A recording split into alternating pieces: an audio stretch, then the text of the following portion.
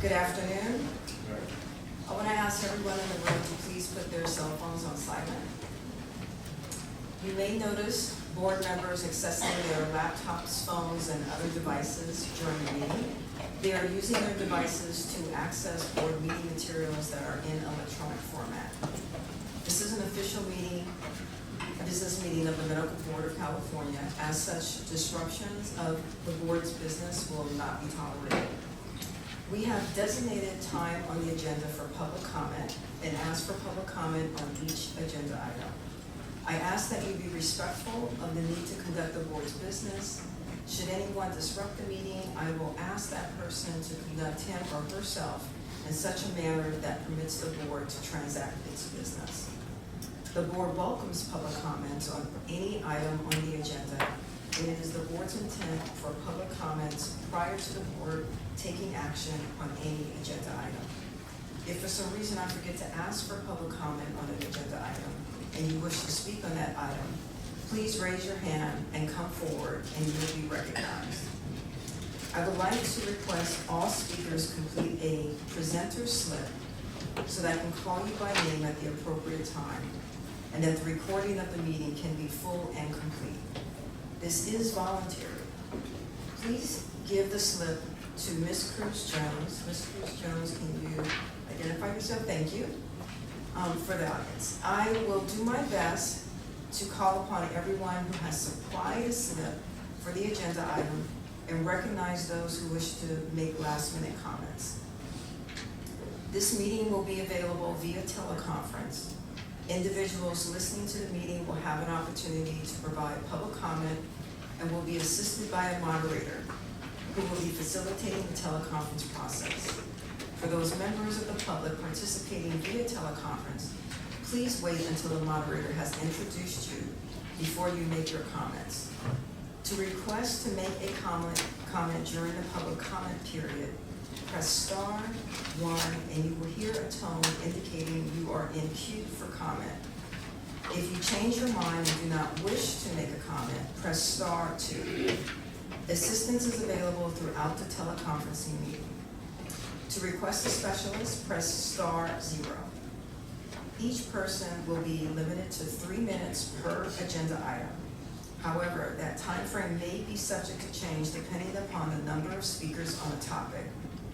During agenda item 2, public comments on items not on the agenda, the board has limited the total public comment period for individuals on the teleconference to 20 minutes.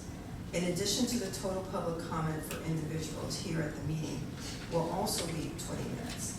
Therefore, after 20 minutes, no further comments will be accepted during the public comment or on any other agenda item. 10 minutes will be allowed for the total comment period from individuals on the teleconference and 10 minutes for those in the audience. After 10 minutes, no further comments will be accepted. Each person will be limited to 3 minutes per agenda item.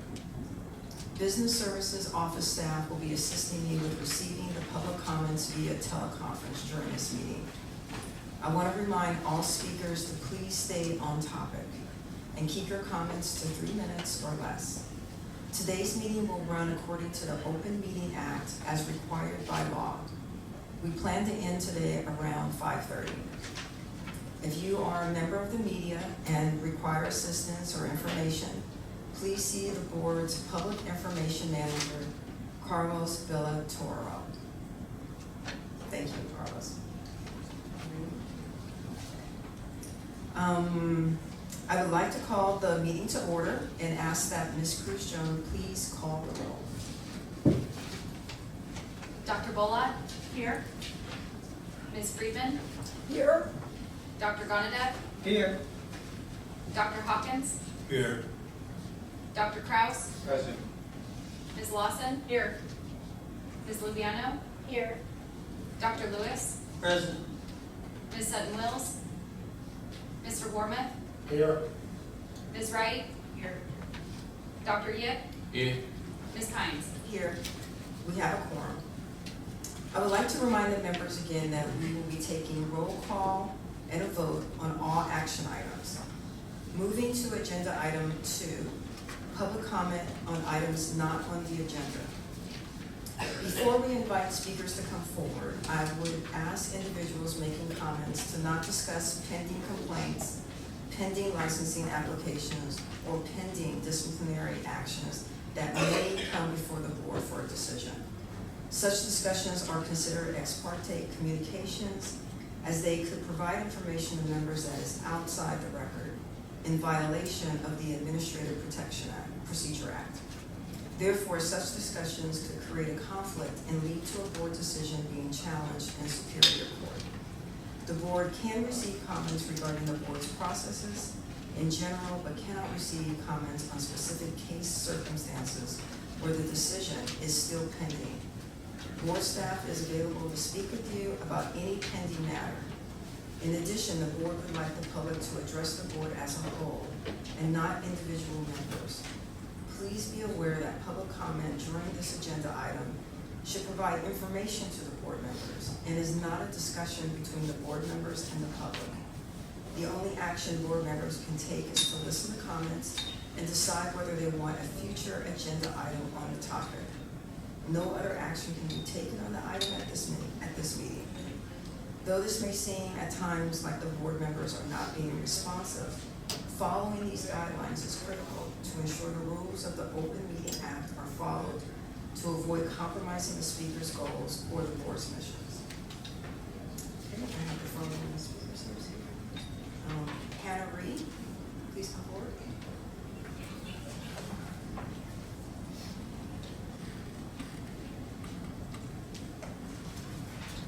Good afternoon. Can you hear me okay? Good afternoon. Can you please use your microphone? Thank you. Yes, good afternoon, members of the medical board and staff. My name is Hannah Reed, and MD, and I am the co-founder of Black Patients Matter. First of all, I'd like to sincerely apologize for my previous overzealous inflammatory comments to the board at the previous meeting, as I am just really deeply passionate about underrepresented patient care. This likely is my final presentation, as my hearing is next week and will likely result in the revocation of my medical license. As the executive member of the Ethnic Medical Organization section of the CMA and a member of BPM, I just wanted to present to you that we've done quite a bit of research into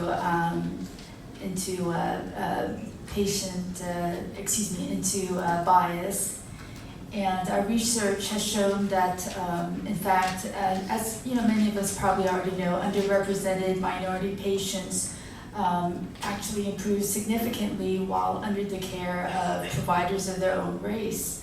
And whereas other studies have also shown a somewhat recalcitrant, non-diversified, investigative and policing force maintains racial bias at times, it should be no surprise that our organization has filed another federal civil rights lawsuit against the California Department of Consumer Affairs, as their division of investigation lacks significant racial diversity.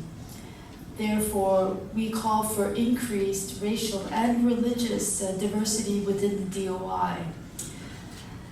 It seems that there is a lack of studies which shows a significant improvement even after what we call the implicit bias training. We at BPM call for the board's medical experts to therefore have certain criteria. Number one, to be in active practice, and number two, for at least 50% of their patient population to be racially diversified, including underrepresented minority groups, if they wish to be medical experts. And here I have significant published information supporting these statements. May I submit to the board? Thank you. Thank you. Edward Hollingsworth.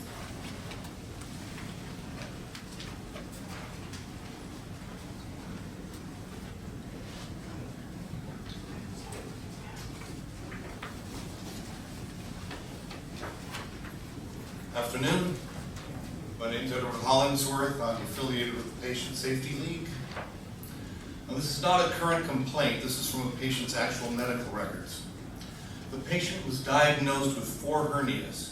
He went in for laparoscopic surgery on 2 of them in the fall of 2015. 3 months later, all of his symptoms had returned, so he went back to see the surgeon. She took no responsibility and blamed the surgery failure on his weak genes. She redid the surgery in the fall of 2016, and 3 months later, all of his symptoms had once again returned. The patient went back to see her again, and she wanted to do a 3rd surgery.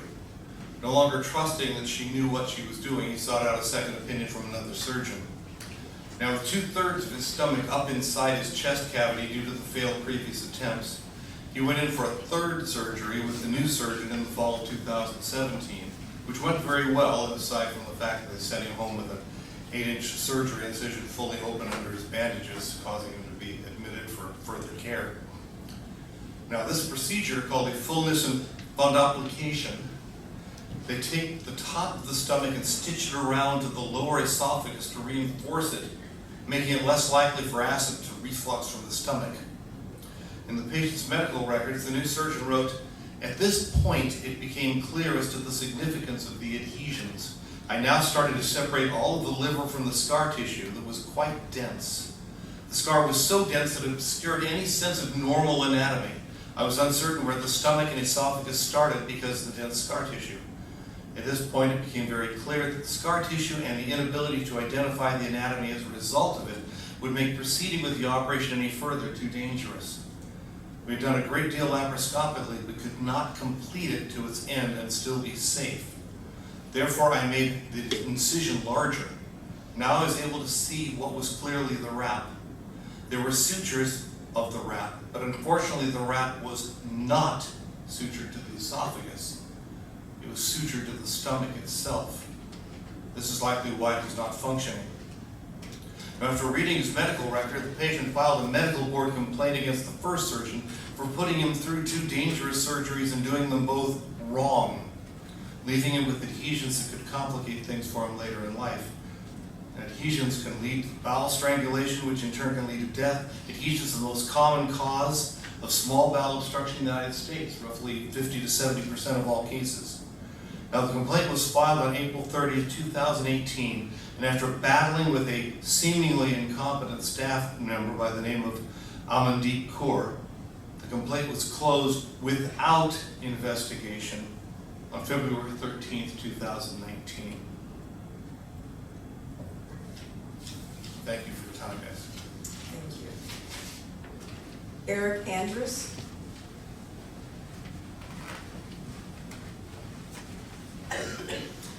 So today I'm here in honor of my sister's 66th birthday.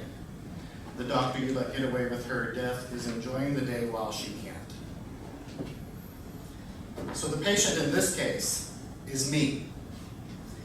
Not only did this board let the doctor who killed my sister get away with it, you now let a doctor who has permanently harmed me get away with it as well. Mr. Warmoth accused us at the last meeting of being out for revenge, but it's really looking like this board is taking revenge on my speaking out against you, now that you've closed 2 cases of clear negligence. How can any of you sit up there and look at the evidence that this surgeon did that doesn't prove a negligent act?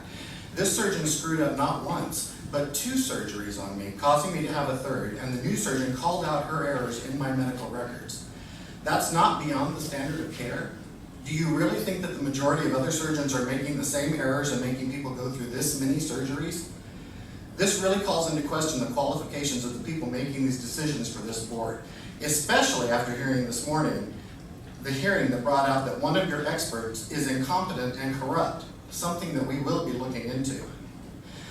And by the way, the 2 nurses that aided and abetted my sister's death were each just placed on 3 years of probation by the nursing board, while this board refused to even investigate the doctor who was ultimately responsible for her death, which is why you have to deal with me now.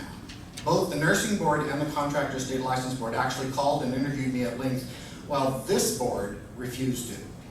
Ironically, while I was going through my 3rd surgery, medical board investigator Ellen Coleman came to my hospital room not to interview me about my case, but to interview me, my partner and I, over a case he filed with yet another doctor, which is still ongoing. So why was there an interview in his complaint, but not in either of mine?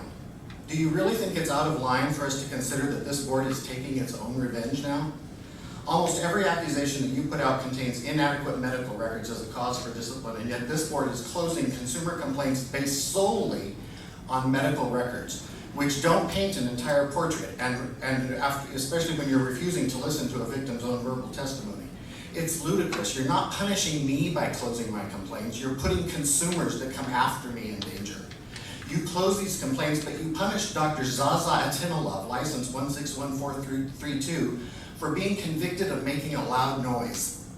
My sister died. Now that's public protection, don't you think? You can all sit up there until you're blue in the face and complain about us complaining about all of you, but that's our right, our freedom of speech. You can just look to yourselves for reaching your own duty to protect consumers from bad doctors. We're not going anywhere. We're going to continue to expose all of your faults while going to, and coming to the board meetings and going to continue letting the press know when you screw up. By the way, how did you all like our report on NBCLA after the last meeting? They did a pretty good job, huh? You should all be ashamed allowing doctors on the sex offender registry to continue practicing. We just hooked up with a major national news network who's going to be doing an in-depth investigation of this board, so be prepared. Thank you. Mary Ann Hollingsworth.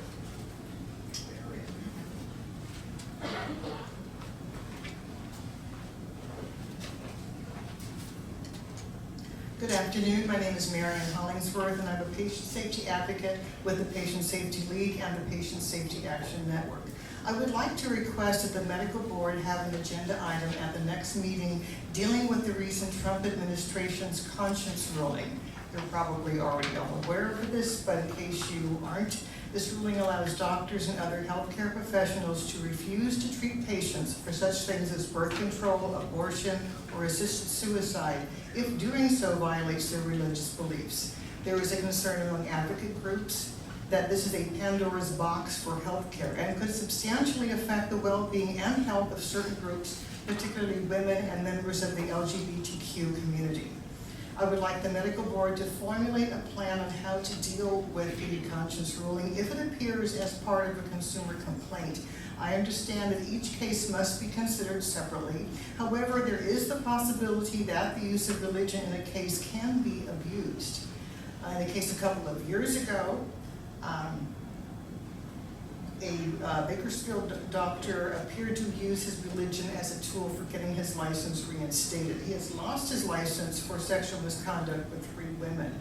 At his panel, he claimed that he had rediscovered God and had a glowing letter from his pastor testifying on how faith had changed him. He had moved to Texas and claimed he needed his California license reinstated before Texas would allow him to practice there where his family and church were. You gave him his license back, and shortly after that, this doctor moved back to Bakersfield where his troubles had started. I would hope the board would apply this conscience ruling fairly and not allow doctors to abuse it. I encourage you to have an agenda item at the next meeting to present how you plan to implement this new policy in your investigations. Thank you. Do we have any comments on the phone? You have public comment from the phone. Susan Lauren, your line is open. Hi. How long will it take? How many more plastic surgeons are you going to give a free pass to kill or surgically batter and maim innocent people such as myself? Your corrupt system cuts out the role of the police and DA in even the most extreme cases of surgical battery. The acts of your board go against your statutory duty and are unbecoming to human dignity. Each time you fail to protect the public, you are complicit. Science shows that exopost removal is bad for people. There are thousands of valid citizen complaints about how their bodies and lives were ruined by liposuction and the surgeons covered up the harm. The board-certified plastic surgeon I was referred to for breast reduction removed my gluteus, infragluteal ligaments, parts of hamstrings, waist, and more, without need or consent. He cut me in dozens of muscular zones, stabbed my sciatic notch, knee joints, and bony trochanter. The surgical plan doesn't match what he did. My doctor wrote you that I'm permanently scarred, disabled, disfigured, and in constant pain. My life has been irreversibly changed for the worse as a direct result of the overly aggressive and unconsented surgery performed on me. He said the procedure constitutes surgical assault. My doctor explained that the surgeon perjured himself in sworn testimony when he flatly denied doing the surgery he did. Other doctors demonstrated and testified I was not a candidate. The surgeon caused me serious bodily harm, consent was not obtained, and what he did was negligent and below the standard of care. I sent you videos, photos, documents of the atrocities, yet I watched these meetings online. Your staff looks bored and unmoved when I speak. I don't feel compassion. Compassion is shown through acknowledgement, action, and accountability. My injuries are so horrendous and easily apparent that even untrained laymen can see these injuries cannot be medically justified under any circumstances and were the result of gross negligence. Any doctor, insurance company, lawyer, judge, or medical board should not have been able to reach any other honest conclusion than that I was surgically battered, and a denial of this shows the breach of professional ethics. After engaging in medical, ethical, and criminal misconduct, the medical board gave the unremorseful surgeon and his unscrupulous independent counsel who reviews cases for you carte blanche. You blew it with my case. What you did is not okay. More women have been harmed as a result, and you need to make this right. There's a new patient safety movement in California called EPIC Harm. That stands for Epidemic Preventable Iatrogenic Citizen-Based Harm. The Medical Board of California re-traumatizes victims of medical harm by denial and gaslighting, which is a psychological torture. It's similar to Holocaust deniers. The harm caused to adults causes trauma to children and communities. Thank you. Are there any other comments on the phone? We do have another comment. Conwar Gill, Family Healthcare Network, your line is open. Hello, my name is Conwar Gill, but I am making a comment in my personal capacity and not as my employer's role in it. So the purpose of my call is to, I'm usually critical of board conduct, but what I've noticed recently is the effectiveness of a board action in a Sonoma physician, Clinton Lane, who's been recklessly prescribing medication with an extreme departure from standard of care since about 2012. What worries me is also that Kurt Meyer staff did an excellent job in pursuing this matter, and so did the attorney of record. The initial complaint originated roughly around 2012, and it took almost 7 years to bring it to a meaningful conclusion. So maybe we would need to designate more staff or more resources to pursue these kind of measures, because there are doctors out there who are doing it and pretty reckless in the places we see it. And unfortunately, the time it takes to discipline them is not something that is reasonable. Second thing that I intend to talk about is that board should make an effort to kind of take the governance office to pick up some sort of a training as mandatory for medication-assisted treatment for opioid office-based treatment. Right now, I work for a group where we have about over 200 providers, but we couldn't find a single doctor who would be willing, outside of me, to come on board for the MAT program. So that's the challenge we are facing. We have an opioid crisis, which has been partly created by the medical board's previous regulation requiring doctors to prescribe and overtreat pain.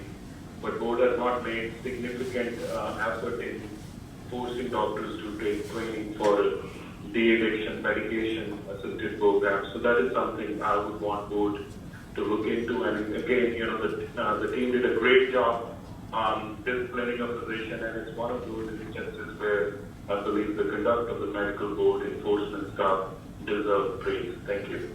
Thank you. Are there any other comments on the phone? No further comments on the phone at this time. Moving to agenda item 3, approval of meeting minutes from the January 31st, February 1st, 2019 quarterly board meeting. So moved. 1 second. You moved too fast. Before we begin, I'd like to acknowledge that we have actually an edit to the meetings that was brought before the board's attention by the public. on page BRD 3-34, the second paragraph, first sentence, the word meeting should be changed to records.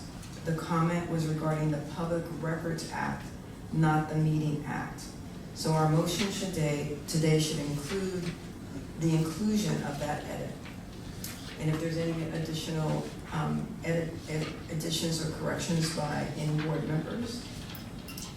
Okay, so, So move with the addition of that edit. thank you.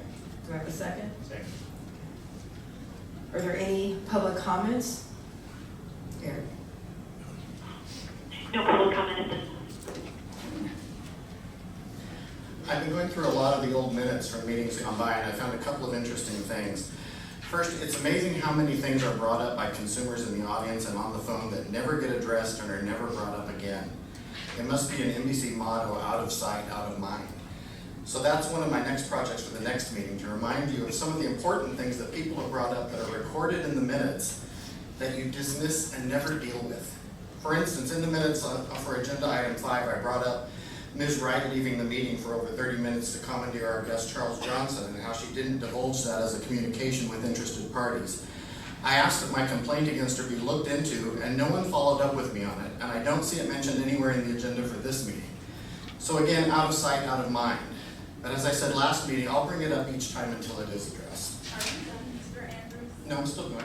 No, I just want to know, are you going to also point out, when you get to it, the other board members who had conversations with interested parties or yours that aren't female and or people of color?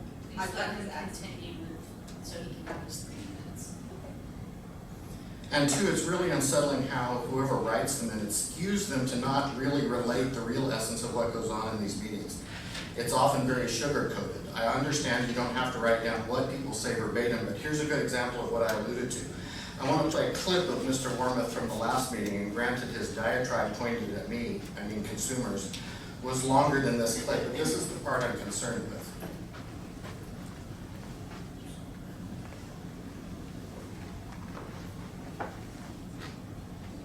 I question whether or not you are doing what you say you're doing, which is to try and improve this board and our activities, or whether you're seeking revenge for something that seems to has occurred in the past that could very well be an instance where this board has failed you. Y'all remember him accusing us of wanting revenge?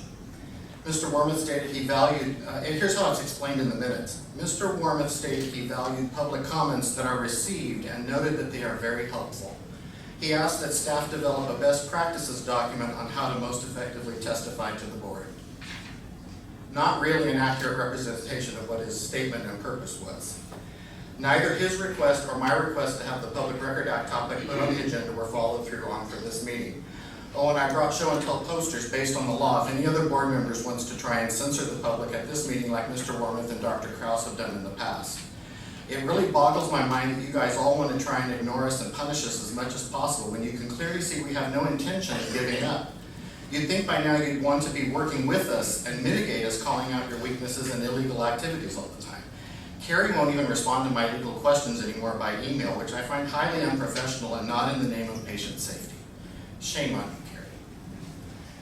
As the great Holocaust survivor Elie Wiesel said, always take sides. Neutrality helps the oppressor, never the victim. Silence encourages the tormentor, never the tormented. Thank you. Thank you. And we can take that outside afterwards.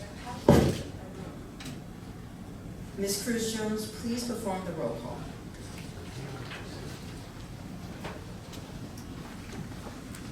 Dr. Bola? Aye. Ms. Freeman? Aye. Dr. Gonadev? Aye. Dr. Hawkins? Yes. Dr. Kraus? Yes. Ms. Lawson? Aye. Ms. Lubiano? Yes. Dr. Lewis? Aye. Mr. Wormuth?